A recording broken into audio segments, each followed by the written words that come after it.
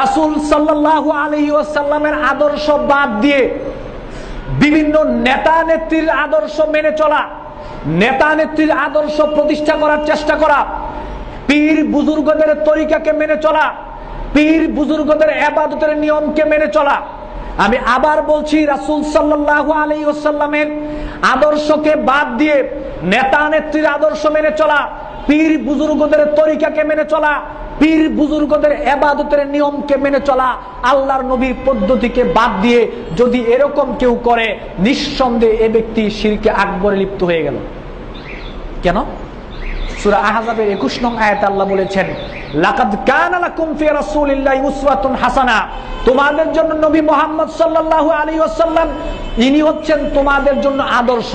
যদি কোনো তরিকা মেনে নিতে হয় ওনার কাছ থেকে মেনে নিবে, ইবাদতের পদ্ধতি নিতে হয় ওনার কাছ থেকে নিবে, জীবন চলার পদ্ধতি নিতে হয় ওনার কাছ থেকে নিবে, ব্যক্তিগত জীবনের পদ্ধতি বিশ্বনবী থেকে নিবে, পারিবারিক জীবনের পদ্ধতি বিশ্বনবী থেকে নিবে, সামাজিক জীবনের পদ্ধতি বিশ্বনবী থেকে নিবে, অর্থনৈতিক জীবনের পদ্ধতি বিশ্বনবী থেকে নিবে, রাষ্ট্রীয় জীবনের পদ্ধতি বিশ্বনবী থেকে নিবে। এর বাইরে পৃথিবীর কোনো মানুষ থেকে নেওয়া যাবে না। যদি আপনি সেটা গ্রহণ করেন, আপনি শিরকে লিপ্ত হয়ে গেলেন। সে পৃথিবীর যত বড় ব্যক্তি হোক না কেন, যত আল্লাহওয়ালা হোক না কেন, যত পীর বুজুর্গ হোক না কেন, বিশ্বনবীর তরিকাকে বাদ দিয়ে, ইবাদতের পদ্ধতি বাদ দিয়ে অন্য কোনো মানুষের তরিকা গ্রহণ করা যাবে না। সে আবার কিসের বড়? সে আবার কিসের বড়? আল্লাহ নবী বলেছেন, ওয়ালাউ বাদা আলাকুম মুসা ফাত্তাবাতুমুহু ওয়া তারাকতুমুনি লা দালালতুম আন সাওয়াইস সাবিল। আল্লাহ নবী বলেছেন, মুসা আলাইহিস সালাম যদি জীবিত থাকতো আর আমাকে বাদ দিয়ে যদি তোমরা মুসার তরিকা গ্রহণ করতে, বিশ্ব নবী বলেছেন নিশ্চিত তোমরা গোমরা হয়ে যেত। আপনার পীর সাহেব, আপনার নেতা নেত্রী, আপনার পীর বুজুর্গ কিসের বড় ব্যক্তি?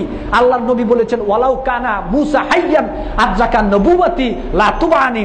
আজকের জামানায় যদি মুসা আলাইহিস সালাম জীবিত থাকতো, তাহলে মুসা আলাইহিস সালামের বিশ্ব নবীর তরিকা মেনে চলা ছাড়া, বিশ্ব নবীকে অনুসরণ করা ছাড়া, বিশ্ব নবীর ইবাদতের পদ্ধতি ছাড়া স্বয়ং মুসা আলাইহিস সালামের জন্য বিকল্প কোনো রাস্তা খোলা ছিল না। বিকল্প কোনো রাস্তা ওনার জন্য খোলা নাই। কিসের আবার তরিকা? বিশ্বনবীর তরিকা বাদ দিয়ে বিকল্প কোনো তরিকা, বিকল্প কোনো আদর্শ খোঁজা যাবে না, এটা হারাম এবং শিরকে আকবর। যদি এরকম কেউ করে, সে ব্যক্তি স্পষ্টভাবে শিরকে লিপ্ত হয়ে যাবে। আল্লাহ নবী জাআ রাজুলুন ইলান নবী সাল্লাল্লাহু আলাইহি ওয়াসাল্লাম, কিছু লোক বিশ্বনবীর কাছে গিয়ে বলল, ইয়া রাসূলুল্লাহ, আরাইতা রাজুলান মিনান নাসারা মুতামাসসিকাল বিল ইনজিল ওয়া রাজুলান মিনাল ইয়াহুদ মুতামাসসিকান বিত তাওরাত ইউমিনু বিল্লাহি ওয়া রাসূলিহি। ইয়া রাসূলুল্লাহ, আমাদের মধ্যে কিছু কিছু ব্যক্তি রয়েছে ইহুদিদের মধ্য থেকে, তারা তাওরাতকে মানে, তাওরাত অনুযায়ী আমল করে। আবার কিছু কিছু ব্যক্তি ইনজিলকে মানে, ইনজিল অনুযায়ী তারা আমল করে, কিন্তু তারা আপনার প্রতি ঈমান রাখে, আল্লাহর প্রতি ঈমান রাখে।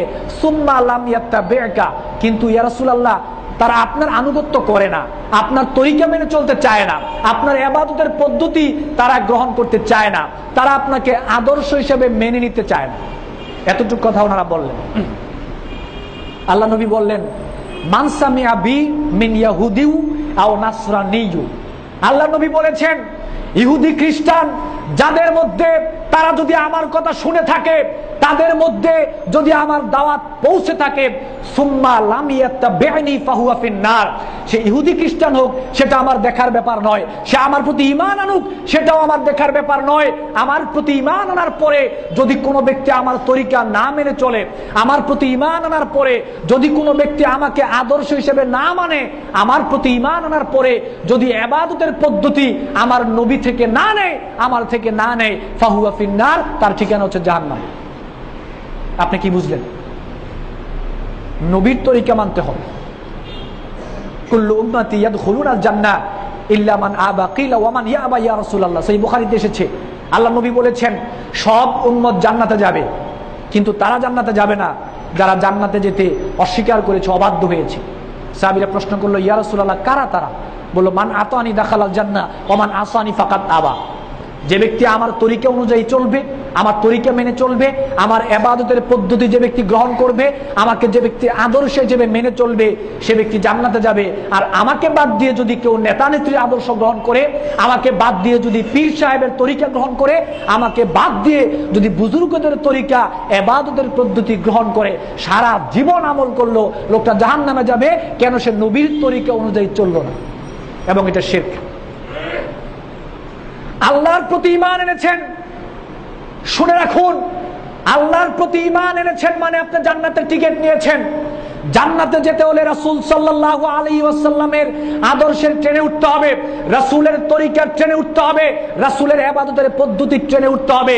চট্টগ্রামের ট্রেনের টিকিট কেটে সিলেটের ট্রেনে উঠলে যেমনি ভাবে চট্টগ্রাম যাওয়া সম্ভব নয়, আল্লাহর প্রতি ঈমান আনার পরে আল্লাহর নবীকে বাদ দিয়ে অন্য কোন ব্যক্তির আদর্শের ট্রেনে, অন্য কোন নেতা নেত্রীর আদর্শের ট্রেনে, পীর বুজুর্গের ট্রেনে, তরিকার ট্রেনে উঠলে তদ্রূপ আপনার জন্য জান্নাতে যাওয়া সম্ভব নয়, আপনি জান্নাতে যাবেন না। সুতরাং মানব রচিত আদর্শ নয়, মানব রচিত তরিকা নয়, মানব রচিত ইবাদতের পদ্ধতি নয়, রাসূল সাল্লাল্লাহু আলাইহি ওয়াসাল্লামের আদর্শ, রাসূল সাল্লাল্লাহু আলাইহি ওয়াসাল্লামের তরিকা, রাসূল সাল্লাল্লাহু আলাইহি ওয়াসাল্লামের ইবাদতের পদ্ধতি মুসলিম হিসেবে আমাদেরকে মেনে চলতে হবে। তাহলে এটা শিরক হবে না।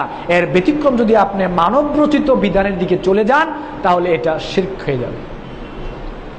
এরপরে পীরতন্ত্র।